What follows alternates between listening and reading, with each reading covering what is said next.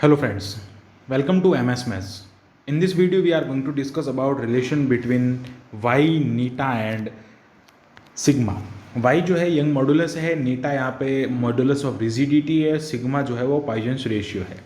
तो इनके बारे में हमको यहाँ पे पढ़ना है, इनका जो रिलेशन है वो यहाँ पे फाइंड करना है। तो उसके लिए हम यहाँ पे एक स्क्वायर की कंसिडरेशन कर रहे हैं। स्क्वायर हमने लिया है यहाँ पे ABCD स्क्वायर है, उस ABCD स्क्वायर की जो लेंथ है साइड की वो L हमने यहाँ पे कंसीडर की है। और यहाँ पे हम कंसीडर और कर रहे वाले डायग्राम समझा देते हैं कि यहाँ से अगर हम A और A डैश के बीच की बात करें तो A और A डैश जो है उसके बीच में डेल्टा L की डिस्टेंस है। और यहाँ पे एक ट्रायंगल भी हम यहाँ पे ऐसे बना रहे हैं जिसको मैं यहाँ पे M से रिप्रेजेंट कर देता हूँ, यहाँ से N से इसको रिप्रेजेंट कर देता हूँ। तो इससे हमको क्या फाइंड करना है, एक तो शेयरिंग स्ट्रेस फाइंड करना और शेयरिंग स्ट्रेन फाइंड करके हम इसमें यहाँ पे AM और B जो है उनकी वैल्यू हमको यहाँ पे फाइंड करनी है, AM और BM की वैल्यू। सो हम यहाँ पे AM और BM की वैल्यू जो है वो कैसे फाइंड करेंगे उसको हम यहाँ पे देखेंगे। तो फर्स्ट हम यहाँ पे लिखते हैं शेयरिंग स्ट्रेन। तो जो शेयरिंग स्ट्रेन होता है, शेयरिंग स्ट्रेस जिसको हम हिंदी में कहते हैं, शेयरिंग स्ट्रेस जिसको हम हिंदी में कहते हैं स्पर्शीय प्रतिबल। ओके, जिसको हम हिंदी में स्पर्शीय प्रतिबल कहते हैं। देन हम यहाँ पे बात करेंगे जो स्पर्शीय प्रतिबल होता है उसको हम यहाँ पे T लेट कर रहे हैं। T जो होता है वो F/A होता है। ओके, अब A का मतलब क्या होगा, एरिया। तो क्या लिखेंगे, T = F/L स्क्वायर। एरिया क्या हो जाएगा, स्क्वायर का एरिया होता है L स्क्वायर। तो यहाँ पे इसको हम यहाँ पे लिख लेंगे L स्क्वायर। तो ये हो जाएगा T = F/L स्क्वायर। हमने इसको T लेट किया यहाँ पे, तो इसको हम लिखेंगे इक्वेशन नंबर 1। देन हम बात करते हैं शेयरिंग स्ट्रेन। तो शेयरिंग स्ट्रेन होता है ये हम इस यहाँ पे लिखेंगे, शेयरिंग जो स्ट्रेन होता है यानी कि इसको हम हिंदी में कहते हैं स्पर्शीय विकृति। ओके, इसको हम यहाँ पे हिंदी में कहते हैं स्पर्शीय विकृति। तो जो शेयरिंग स्ट्रेन है, स्पर्शीय विकृति है, वो क्या होता है उसके बारे में अगर देखें तो इसका फॉर्मूला क्या होता है, वो थीटा होता है। असल में थीटा को हम यहाँ पे इसको हम थीटा से लेट कर रहे हैं और इसको हम थीटा से डिनोट कर रहे हैं। और इसका जो फॉर्मूला होता है वो del L/L हो जाएगा।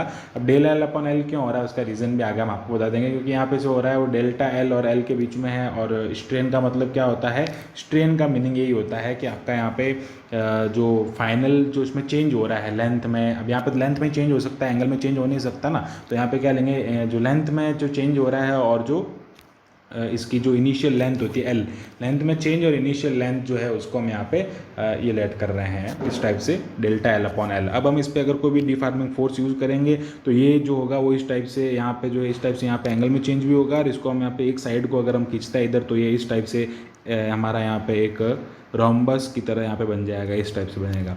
सो जो हमारा स्क्वायर है उसमें क्या होता है, उसके शेप में चेंज होता है। तो यहीं पे ऐसे इसको इसमें जो इलास्टिसिटी है वो यहाँ पे मिलती है हमको।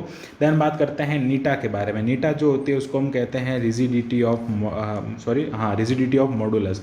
तो ये हो जाएगा, नीटा जो होता है इसका मीनिंग होता है कि F/A का मतलब क्या हो गया, नीटा का मतलब यही होता है कि जो हमारे पास में शेयरिंग स्ट्रेन है, सो ये होता है शेयरिंग स्ट्रेस जो हमने फाइंड किया है, शेयरिंग स्ट्रेस अपॉन ये होता है sharing strain. Sharing stress upon sharing strain जिसको हम यहाँ पे कहते हैं = अगर हिंदी में भी मैं अगर लिखूँ तो इसको हम कहते हैं स्पर्शीय प्रतिबल बटा स्पर्शीय विकृति। स्पर्शीय प्रतिबल बटा स्पर्शीय विकृति जो होता है, इसका जो अनुपात होता है उसको हम यहाँ पे कहते हैं शेयरिंग, इसको हम यहाँ पे नीटा कहते हैं, मॉडुलस ऑफ रिजिडिटी। तो नीटा का फॉर्मूला यहाँ पे क्या हो जाएगा, F/L स्क्वायर अपॉन ये हो जाएगा यहाँ पे नीचे डेल्टा L/L। तो एक L से एक L कट हो जाएगा, ये हो जाएगा F/डेल्टा L × L हो जाएगा। एक L से एक L यहाँ पे ये कैंसिल हो जाता है। तो नीटा का वैल्यू यहाँ पे आता है F/del L × L। तो this is our equation number 3। अब हमको क्या फाइंड करना है कि inverse in dB due to longitudinal stress, ये हमको फाइंड करना है। तो वो कैसे फाइंड करेंगे, देखो तो dB जो यहाँ पे एक ये जो डिस्टेंस देख रहे हैं आप, dB जो लेंथ है यहाँ से ये वाली डिस्टेंस, इस dB लेंथ में हमको क्या करना है कि लॉन्गिट्यूडनल, अगर आपको यहाँ पे स्ट्रेस फाइंड करना है, longitudinal stress due to dB। तो dB में क्या करना है, लॉन्गिट्यूडनल स्ट्रेस यानी इनवर्स यहाँ पे लिखेंगे इन्वर्स इन, तो यहाँ पे क्या हो रहा है, उसमें क्या तनाव हो रहा है, इन्वर्स हो रहा है, उसमें कुछ यहाँ पे चेंज हो रहा है, तो inverse in D B due to longitudinal strain, due to longitudinal stress.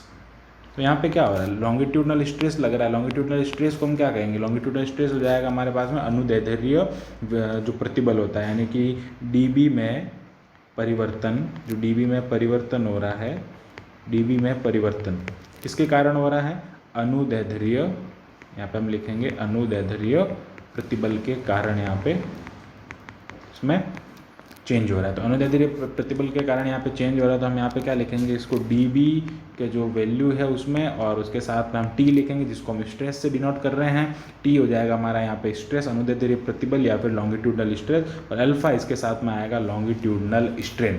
Alpha को हम क्या कहेंगे, लॉन्गिट्यूडनल स्ट्रेन, इसको हम यहाँ पे कहेंगे अनुदैर्ध्य विकृति, ये हो जाता है अनुदैर्ध्य विकृति। देन हम यहाँ पे बात करते हैं आगे कि इन्वर्स इन डीबी ट्रांसवर्स स्ट्रेस, ये क्या किस में है, लॉन्गिट्यूडनल स्ट्रेस के कारण है। अब अगर ट्रांसवर्स स्ट्रेस की बात करें तो ट्रांसवर्स स्ट्रेस जो होता है, एक चीज़ मैं बता देता हूँ कि ट्रांसवर्स स्ट्रेस को हम बीटा से डिनोट करता है। ट्रांसवर्स स्ट्रेस इसका मतलब होता है ये परपेंडिकुलर होता है अल्फा के। अल्फा के परपेंडिकुलर का मतलब क्या होगा कि यहाँ पे अगर मैं वायर लेता हूँ एक, इस वायर में यहाँ पे इसकी लेंथ के अलॉन्ग में यहाँ पे अगर इस पर स्ट्रेन अप्लाई करता हूँ तो वो स्ट्रेन होगा यहाँ पे अल्फा। बट इसका जो डायमीटर उसमें भी तो चेंज होगा ना, डायमीटर में जो चेंज होगा उसको हम कहेंगे बीटा। बीटा का फॉर्मूला ही होता है del D upon small, del D upon D, यानी जो उसका डायमीटर में चेंज है और उसका उसका जो इनिशियल डायमीटर होता है उसको हम यहाँ पे जो है ट्रांसवर्स स्ट्रेन कहते हैं। अनुप्रस्थ यहाँ पे इसको कहते हैं प्रतिबल। अनुप्रस्थ प्रतिबल के बारे में बात करेंगे तो इसको यहाँ पे लिखेंगे इस इन्वर्स इन डी बी, यहाँ पे लिखेंगे inverse in D B due to transverse stress. तो जो मैंने आपको भी बताया था ये वायर वाला, ये क्या था, स्ट्रेन था, ये क्या होता है, बीटा होता है, स्ट्रेन होता है, विकृति होती है, और यहाँ पे हम स्ट्रेस की बात कर रहे हैं। देन हम यहाँ पे लिखेंगे डी बी टी इंटू क्या हो जाएगा, यहाँ पे बीटा हो जाएगा। अब क्या करना, इस इक्वेशन नंबर ए, इसको हम ए लिख लेते हैं, इसको हम बी लिख लेते हैं, इक्वेशन ए एंड बी को यहाँ पे हम ऐड करेंगे तो टोटल स्ट्रेस हमारे पास में आ जाएगा। तो टोटल स्ट्रेस यानी कि टोटल प्रतिबल, इसको हम क्या कहेंगे, प्रतिबल। तो टोटल जो प्रतिबल है वो हमारे पास में आ जाता है। डी बी को हमने क्या किया, डी बी और टी को हमने कॉमन ले लिया और ये आ जाता है आगे अल्फा प्लस ये हो जाएगा बीटा। ये आ गया हमारे पास में टोटल स्ट्रेस। अब डीबी की लेंथ की मैं अगर बात करता हूँ तो डीबी की लेंथ आप यहाँ से देख सकते हैं। डीबी की लेंथ की बात करता हूँ तो यहाँ से ये इस टाइप से ट्रायंगल बन रहा है, ये एल है, ये एल है, 90 डिग्री एंगल है, तो ये क्या हो जाएगा, रूट ऑफ एल स्क्वायर होगा ना। यहाँ से ये क्या हो जाएगा, यहाँ से अगर यहाँ पे हम देखें इस टाइप से ये ट्रायंगल बन रहा है, ये ऐसे है, ये ऐसे है, यहाँ पे डी है, यहाँ पे बी है और यहाँ पे सी है, ये 90 डिग्री एल है, तो ये हो जाएगा root of L square plus L square T into alpha plus ये हो जाएगा beta. Then we can write as on solving root L square होगा वो बाहर आ जाएगा और टी इंटू ये हो जाएगा अल्फा प्लस बीटा। अब हमको क्या करना है, from triangle A dash B, तो इसमें अगर आप देखें यहाँ से ये वाला जो शेडेड पोर्शन मैं यहाँ पे कर रहा हूँ, इस शेडेड पोर्शन में देखें कि इस वाले ट्रायंगल को हम क्या कर रहे हैं, यहाँ पे कंसीडर कर रहे हैं। इस वाले ट्रायंगल से हम यहाँ पे ए एम की जो है वैल्यू फाइंड करेंगे। तो यहाँ पे मैं क्या लिख रहा हूँ कि from triangle A dash B, तो A dash M, A dash M जो है उसमें ट्रायंगल है वो इस टाइप से ट्रायंगल की जो शेप है वो ऐसे बन रही है। यहाँ से ये इस टाइप से, यहाँ पे 90 डिग्री है, यहाँ पे एम है, यहाँ ए डैश है और यहाँ पे ए है, ये है यहाँ पे डेल्टा एल। और अब हमको क्या करना है, ए एम की जो वैल्यू वो फाइंड करनी है। यहाँ पे एंगल जो है हमने 45 लेट किया है, तो एंगल 45 लेट किया तो ए एम का वैल्यू क्या हो जाएगा, यहाँ से A M is equal to A dash cos 45 degree, और ए डैश जो वैल्यू है उसको हम क्या लेट कर रहे हैं, यहाँ पे डेल्टा एल लेट कर रहे हैं, तो ये हो जाएगा डेल्टा एल अपॉन रूट 2, क्योंकि कॉस 45 की वैल्यू क्या होती है, 1/√2 होती है। इसी टाइप से हमको क्या करना होता है, आगे जो है बी एन की वैल्यू यानी कि ये वाली जो वैल्यू है वो भी हमको फाइंड करनी होती है, ये वाली बी एन डैश जो वैल्यू है उसको भी हम यहाँ पे फाइंड करेंगे। तो ये वैल्यू भी हमारे पास में क्या आ जाएगी, अब हम लिखेंगे यहाँ पे from triangle B dash N. अब बी डैश एन की बात करेंगे तो क्या हो जाएगा, एन बी डैश जो होगा वो भी क्या हो जाएगा, डेल एल अपॉन √2 होगा, सेम कंसेप्ट से हो जाएगा। अब हमको क्या करना है यहाँ पे कि ये जो वैल्यू है वो कहाँ पुट करनी है आपको, ये वाली जो वैल्यू है इसमें।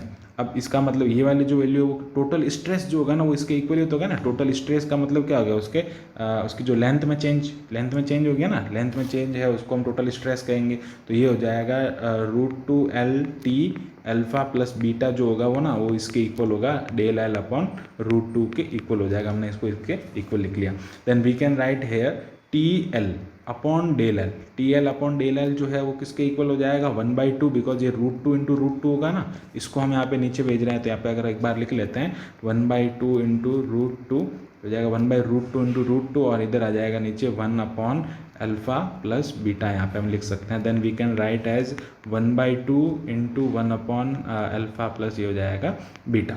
ये अब हमको क्या करना है यहाँ से, तो TL/ ये लिखेंगे। अब क्या करेंगे, फाइंड क्या करना है वो चीज़ हम यहाँ पे देखते हैं। फाइंड हमको यहाँ से नीटा जो है वो उसकी वैल्यू फाइंड करनी है। तो नीटा हमको यहाँ से निकालना है। तो क्या करेंगे हम यहाँ पे, नीटा जो होता है ना वो T/थीटा होता है। T मतलब क्या हो गया, स्ट्रेस, और थीटा शेयरिंग स्ट्रेस, और ये हो गया शेयरिंग, ये हो गया यहाँ पे शेयरिंग स्ट्रेन। तो यहाँ पे नीटा फाइंड करने के लिए क्या लिखेंगे, ΔL/ ये हो जाएगा L। हम क्या कर रहे हैं, इस L को इसके नीचे यहाँ पे भेज रहे हैं। तो L/L यहाँ पे क्या है, थीटा के इक्वल ही तो है ना। यहाँ पे हम देखते हैं जो है हमने वैल्यू फाइंड किया, देखो ΔL/L जो है इक्वेशन नंबर 2 से किसके इक्वल है, थीटा के इक्वल है। तो हम यहाँ पे आगे लिख लेंगे। आगे हमारे पास में आ रहा है यहाँ पे 2α प्लस यहाँ पे हो रहा है बीटा।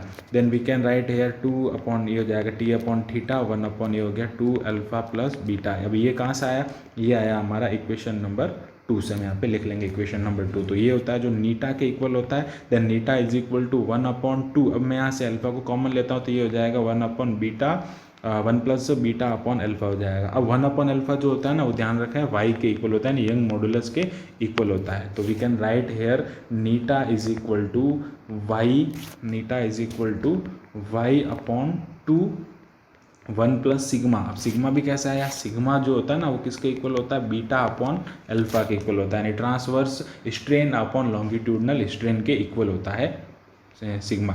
हमको यहाँ से जो है इसमें रिलेशन फाइंड करना था। Then we can write here Y is equal to 2 Neeta 1 plus sigma.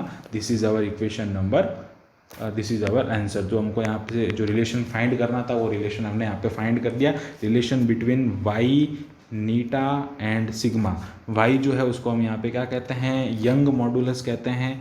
Y को हम कहते हैं यंग गुणांक, और नीटा जो होता है उसको हम कहते हैं यहाँ पे modulus of rigidity, modulus of rigidity. And sigma जो उसको हम कहते हैं पॉइजन्स रेशियो। इसको हम यहाँ पे कहते हैं पॉइजन्स रेशियो। ये हो जाता है हमारे यहाँ पे इसका relation Y is equal to 2 Neeta 1 plus sigma. इससे पहले हमने एक और रिलेशन फाइंड किया जिसको हम कहते हैं वाई के और सिग्मा के बीच में इसका जो रिलेशन होता है उसको हम, इसके दोनों का मैं यूज़ है ना अगले रिलेशन में करने वाला है, इसलिए यहाँ पे मैं इसका भी जो रिलेशन हमने प्रीवियस वीडियो में कर लिया है तो वो हम यहाँ पे देखेंगे। तो वो होता है Y is equal to 3k, वो होता है y is equal to 3k 1 minus 2 sigma होता है, और ये होता है y is equal to 2 Neeta 1 plus sigma. इन दोनों का यूज़ करते हुए हम अपना अगला जो रिलेशन है वो फाइंड करेंगे। आई होप आपको ये वीडियो समझ में आया होगा, अच्छा लगा होगा। So thanks for watching this video, keep watching MS Maths and subscribe the channel MS Maths।